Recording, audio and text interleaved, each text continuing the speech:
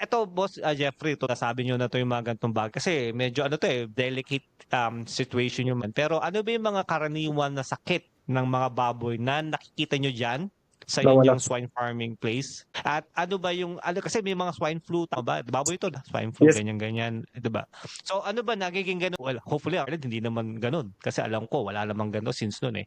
Pero may gano'n bang mga klaseng parang sakit na nararanasan din diyan sa inyong sa farm?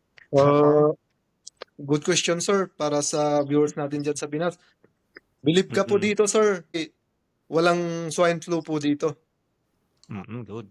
As is, baka Mm. dahil sa island nga siya po. Ang ganda, Oo. wala pong swine flu. Oo. Ang madalas lang po na nakikita ko na sakit po nung mga Oo. baboy, yung mga common na hernia, tapos may pigsa, Mm. tapos yung mga Yes. yun lang po, yun lang naman na Mm. curable naman. Pero yun po. Maayos. Oo.